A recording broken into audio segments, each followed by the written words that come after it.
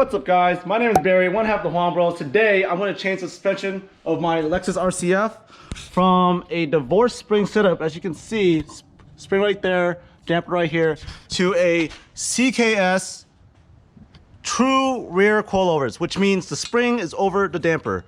And I'm also going to do some goodies and add all these little goodies right here. Got a helper spring from Swift and a Hyperco hydraulic perch.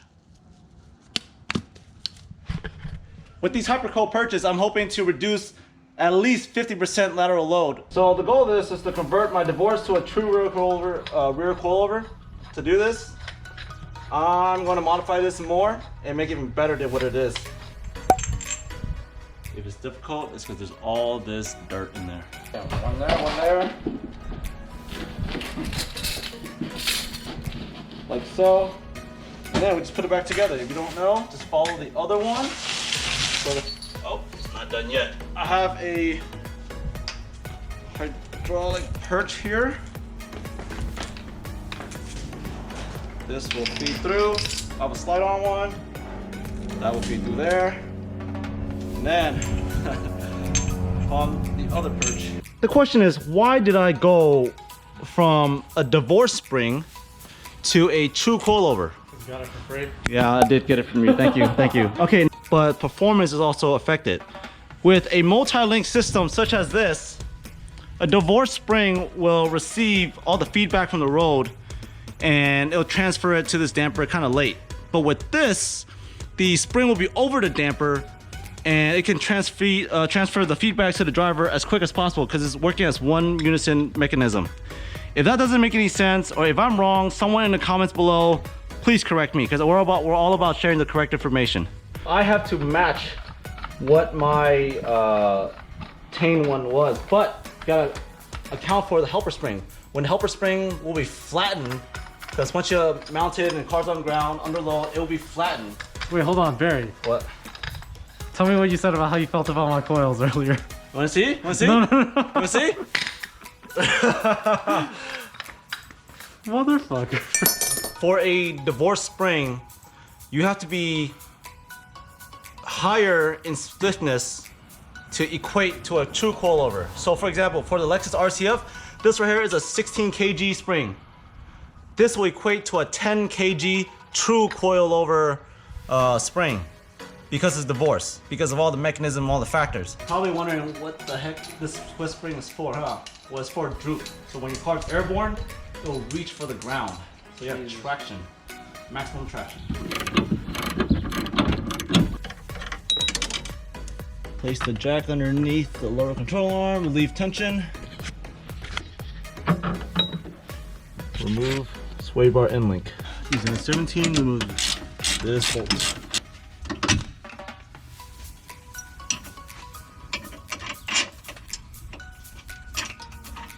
Using a 19, remove the other pieces.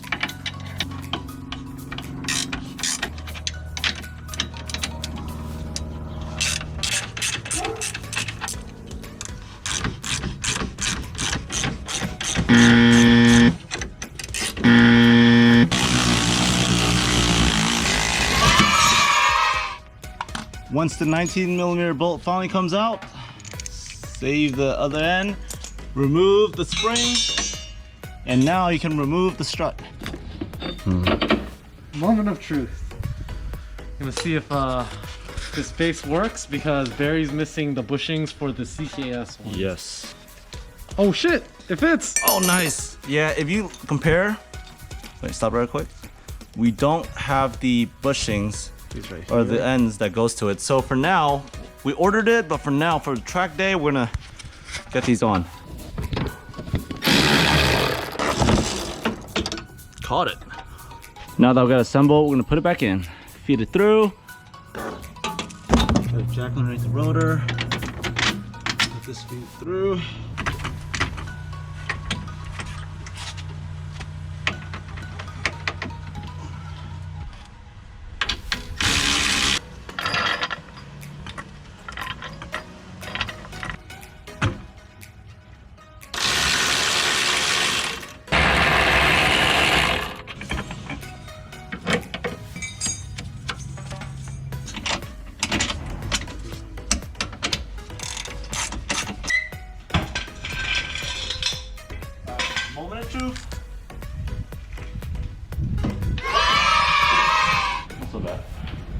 Now we just gotta make sure everything else, lug nuts, strut bars, all that is tight. We're gonna do the front coilover removal. Come closer. Now, to get this off, we have to get rid of the this line right here. It's a 10 millimeter. With a 17, we'll remove the sway bar end link. Back here, right here, 17. You may need a breaker bar.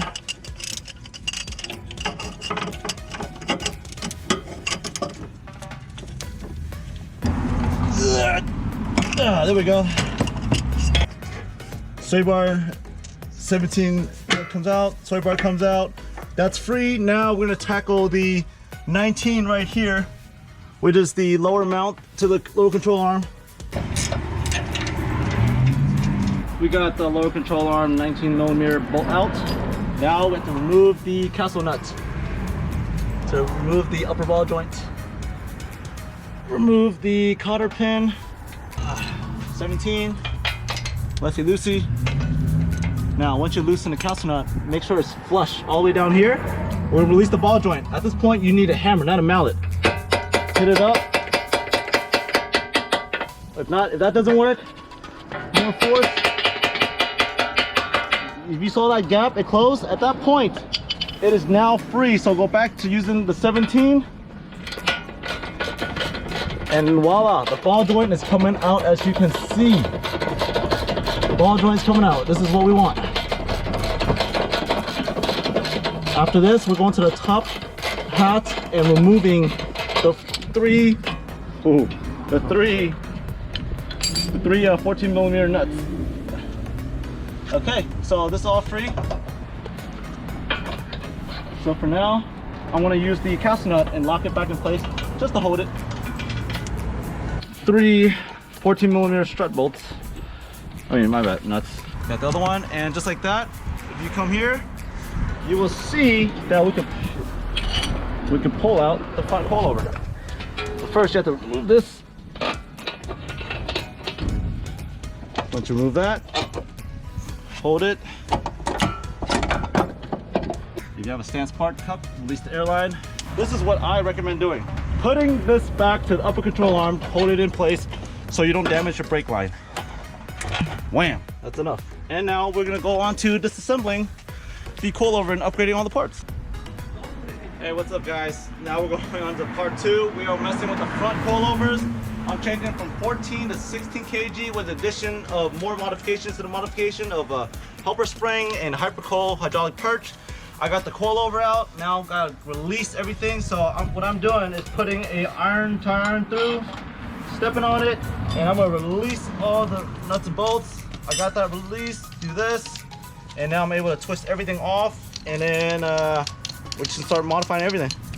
The goal, upgrade the spring. Here's the spring. Got a hypercoil 16. Bam, fits perfectly. After that, I'm gonna add in a helper spring. I'm gonna add in a helper spring, 1.5 kg with a 2.5 inch diameter, 65 millimeters. And then I'm gonna put another metal sheet underneath. Then I am going to slide on my hydraulic perch, because that's how I'm doing it. And then, so Tane has it's 70 millimeter, is a 2.75 inch internal diameter, but I switched to a BC 65 millimeter spring seat. That way I can do this modification. My goal is to have at least 1.5 inches of helper spring from top to bottom. So I'm gonna keep twisting it.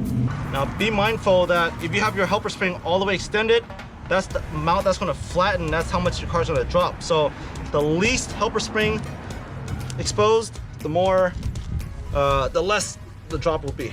We finally finished assembling the coilover. 16 kilograms, helper spring 1.5, hypercoil hydraulic perch, BC Racing 65 millimeter conversion, Tane locking rings, and then we got the regular lower mount. So for the helper spring, I dropped it down to 1.25 inch. The walking deadlift. All right, here we go. Release the castle nut.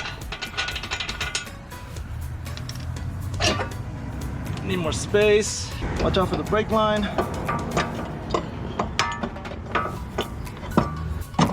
Okay, hold that. Okay, I'm holding it. Go ahead.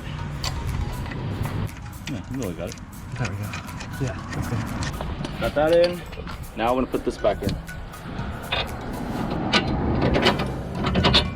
So what I'm doing is I'm using my shoulder to anchor, to hold up the rotor. And I'm using a 19 and tightening everything back up. Okay, after that, I'm gonna go with the sway bar end link. That, I might actually need the jack for that.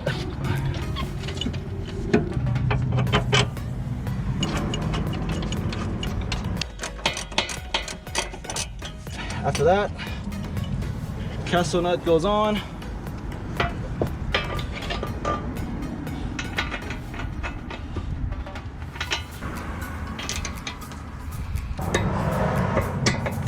And we adjust tight. And we unlock, and then we lock all the rings to make sure it's good. All right, you guys, coilovers installed, front and back is looking good.